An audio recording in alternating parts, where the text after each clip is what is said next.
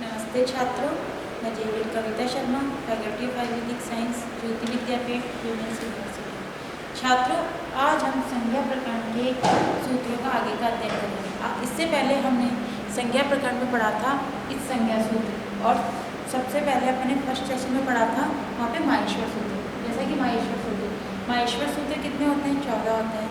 14 माहेश्वर सूत्रों की उत्पत्ति कहाँ से हुई, इन सब के बारे में हमने अध्ययन किया था। उसके बाद में हमने पढ़ा था इस संज्ञक वर्ण। इस संज्ञक वर्ण क्या होते हैं? जिन वर्णों की, इस संज्ञक वर्ण क्या होते हैं? जिन वर्णों की अंतिम हल वर्ण की संज्ञा होती है, संज्ञक वर्ण कहलाते हैं। जैसे माहेश्वर सूत्र का ये क्या हुआ? जो इस संज्ञक वर्ण जो हलंत की लगेगी क्या होंगी? इस संज्ञक वर्ण कहलाएंगे। ठीक है। उसी तरीके से हमने उपदेश आदोचारण, उपदेश और आदोचारण, उपदेश क्या होंगे? वही उच्चारण को भी होंगे उपदेश कहा है। ठीक है। फिर आगे सूत्र था अदर्शनम लोक है। अदर्शनम लोक क्या हो गया? कि अदर्शनम क्या हो गया? जिस तरीके से हमने ये वर्ण लिया, ठीक है, या अब अदर्शनम क्या हो गया? जिस तरीके से ये वर्ण है, ठीक है। अब ये वर्ण हमें यहाँ पे अदर्शनम लोक, ये वर्ण यहाँ उपस्थित होते हुए अदृश्य, अर्थात यहाँ पे ये होते हुए भी बिल्कुल इसका लुप्त होना, ठीक है। यहाँ पे दूसरा वर्ण अपना कार्य कर रहा है, यहाँ पे होते हुए अब हमको वर्ण दिखाई नहीं दे रहा, ये अदृश्य है, ठीक है। इसके आगे था तस्य लोक, तस्य, ठीक है। तस्य लोक शास्त्र से क्या हो गया कि जो वर्ण, जिन वर्णों को हमने इस संज्ञक, पहली बात इस संज्ञक वर्ण कौन सा है? जिन वर्णों की हलंत होता है वो इस संज्ञक वर्ण कहलाएंगे, ठीक है। माहेश्वर सूत्र के जो अंतिम हल वर्ण होते हैं वो इस संज्ञक कहलाएंगे, ठीक है। फिर है अदर्शनम लोक, ठीक है। अदर्शनम लोक संज्ञा कितनी हुई? जो वहाँ पे होते जो वर्ण हमें दिखाई दे रहा है उनकी क्या हुई? जो अच्छल वर्ण है, जो अच्छल वर्ण है उनकी क्या हुई? इस संज्ञा हुई, इस संज्ञा से उनका अदर्शनम लोक संज्ञा हुई, ठीक है। अब आगे सूत्र है तस्यत लोक। तस्यत लोक सूत्र से अब क्या हो गया कि वहाँ तस्यत लोक सूत्र क्या होगा कि जैसे ये वर्ण है तस्यत, तो यहाँ पे क्या होगा? यहाँ पे तो हमने इसको क्या किया? अदृश्य संज्ञा की, पर यहाँ पे इसको क्या कर दिया? लोक का अर्थ हो गया लुप्त होना। ये यहाँ पे क्या हो गया? वर्ण लुप्त हो गया। इसी तरीके से उस दिन हमने पढ़ा था कि माहेश्वर सूत्र के सूक्ष्म रूप को हम प्रत्याहार करते हैं, ठीक है। माहेश्वर सूत्र के सूक्ष्म रूप को हम प्रत्याहार करते हैं। प्रत्याहार कैसे?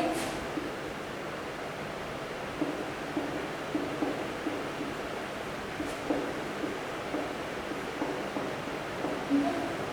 अब इस तरीके से हमने बनाया अण प्रत्याहार। अण प्रत्याहार से क्या किया? ये अण प्रत्याहार बना माहेश्वर सूत्र से, ठीक है। अब ये जो माहेश्वर सूत्र है, ठीक है, इस अण प्रत्याहार की को बनाने के लिए हमने सबसे पहले इसका प्रथम वर्ण लिया और इसका इस संज्ञक अंतिम वर्ण लिया, इससे हमारा अण प्रत्याहार हुआ। अब सूत्र, आगे जो सूत्र है ये है प्रत्याहार विधायक सूत्र। ये कह रहा है आदि अंत्य संहिता, अंत्य नेता सहित आदि मध्य गाना स्वस्य च संघर्षात्, अर्थात जो आदि और मध्य के, आदि और मध्य के जो वर्ण का बोध कराता है उनकी प्रत्याहार संज्ञा होती है। जैसे अभी हमने पढ़ा, जैसे अण प्रत्याहार है या अक प्रत्याहार है या यण प्रत्याहार, ठीक है। तो इसमें क्या है? ये क्या कह रहा है कि आदि और मध्य, क्या कह रहा है? आदि और मध्य, अंत्य नेता सहित आदि मध्य गाना स्वस्य च संघर्षात्। ये आदि का क्या हो गया? आदि का तो मध्य वर्ण, ठीक है। पूर्व वर्ण अण, ठीक है, या द्वितीय वर्ण दूसरा हो गया अर्थ, ठीक है। पूर्व वर्ण और अंतिम वर्ण, ठीक है। पूर्व और अंतिम वर्ण के अलावा जो मध्य के जो वर्ण होंगे, ठीक है, मध्य के जो वर्ण होंगे जैसे ई और ओ हो गए, जैसे इसमें ई और ओ हो गए, क्या हो गए, इस वर्ण के मध्य वाले वर्ण, ठीक है। तो ये क्या हो गया, आदि मध्य गण स्वस्य च संज्ञा, इन वर्णों की क्या कहलाएगा, ये प्रत्याहार संज्ञा होती है, ठीक है। आगे सूत्र है ओकार और ह्रस्व दीर्घ पुरुष संज्ञा। ये कह रहा है जिन जो एकमात्रिक वर्ण होते हैं, जिन वर्णों का उच्चारण मध्य स्वर में करते हैं वो एकमात्रिक वर्ण कहलाते हैं। जिन वर्णों का उच्चारण हम मध्यम स्वर में करते हैं, दीर्घ से उत्तम स्वर में करते हैं, वो हमारे द्विमात्रिक लगते हैं। और जिन वर्णों का उच्चारण हम संबोधन में या उच्च स्वर में करते हैं उनकी प्लुत संज्ञा होती है, ठीक है, वो त्रिमात्रिक कहलाते हैं। वाम व कारो जैसे सु अचक्रमा विश्व दीर्घ संज्ञा, ठीक है। ये उच्च यानी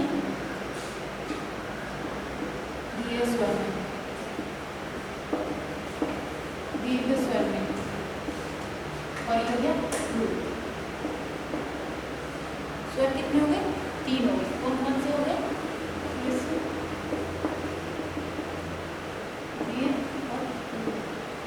ठीक है। तो ये बताया, इस सूत्र में बता रहे हैं कि जो एकमात्रिक वर्ण हो गए वो किसमें गए, ह्रस्व स्वर में, जैसे ठीक है। फिर दीर्घमात्रिक जो वर्ण हो गए वो इसमें गए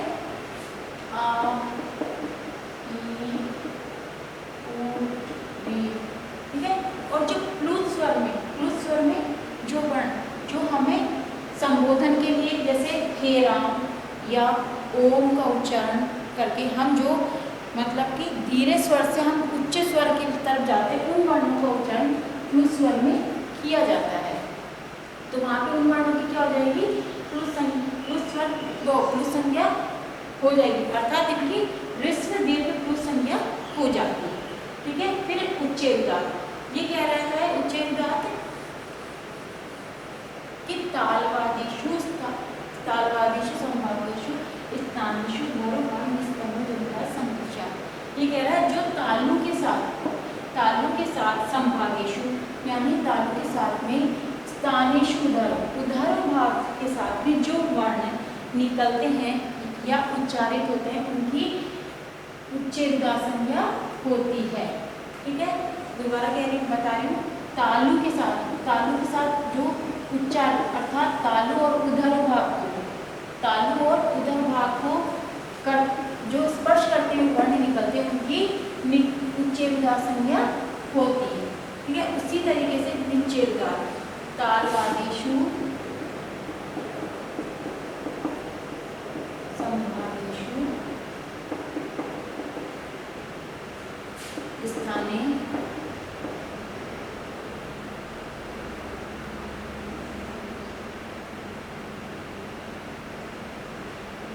निष्पन्न जनता संघर्ष, ठीक है।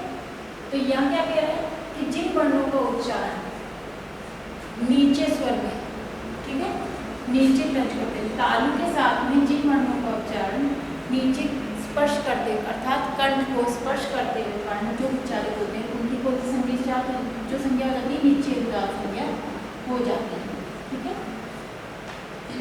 उसके बाद में समाहार्य स्वरित अर्थात ऐसे वर्ण जिसमें उच्चेर्गा के भी वर्ण हो और निच्चेर्गा के वर्ण दोनों वर्ण समान हो, समान उच्चारित होते, जैसे आ है, ई है या क है, या ऐसे अच वर्ण जो निच्चेर्गा को भी काम में लेते हैं और उच्चेर्गा अर्थात संभावेषु और निष्पन्न, ठीक है। तो ऊपर की तालु के साथ में ऊपरली भाग को और इसके साथ में निच्चेर्गा के नीचे वाले भाग को स्पर्श करते हुए जो वर्ण उच्चारित होते हैं उनकी समाहार्य स्वरित संज्ञा होती है, ठीक है। फिर मुख नासिको वचना अनुनासिको, ये कह रहा है कि मुख और नासिक वचना अनुनासिक, ठीक है। मुख और नासिका के साथ में जिन वर्णों का उच्चारण होता है उनकी अनुनासिक संज्ञा हो जाती है, ठीक है। जैसे माहेश्वर सूत्र में है अपने यम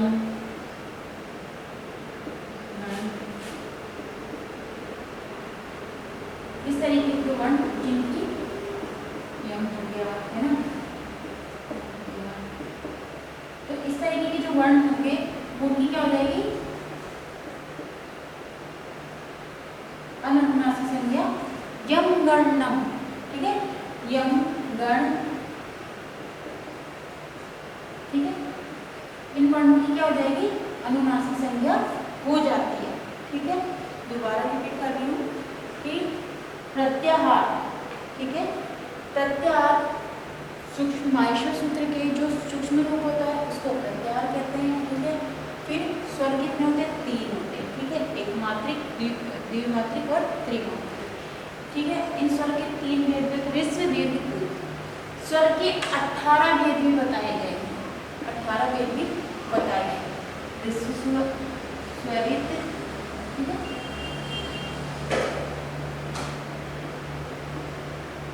ठीक है, ये मैं आपको जो भेद है इसके आगे वाले सेशन में बताऊंगा। ठीक है, अभी मुख और नासिका से उच्चारण होने वाले वर्ण, उन वर्णों को की कौन सी संज्ञा हो जाएगी, अनुनासिक संज्ञा हो जाएगी। ठीक है, आगे इसी में है पद संज्ञा सूत्र। पद संज्ञा सूत्र क्या हो जाएगा, सुक्त्यंतम पद। पद संज्ञा, पद संज्ञा क्या हो जाएगी, जो सुबंत और तिगंत प्रत्यय, सुबंत प्रत्यय कौन से हो गए और तिगंत प्रत्यय।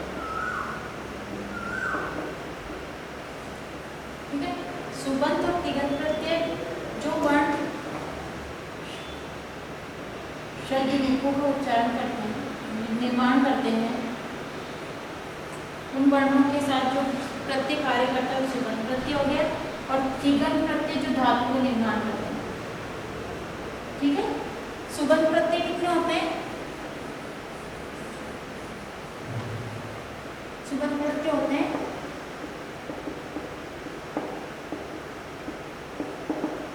21। ठीक है, और तिगंत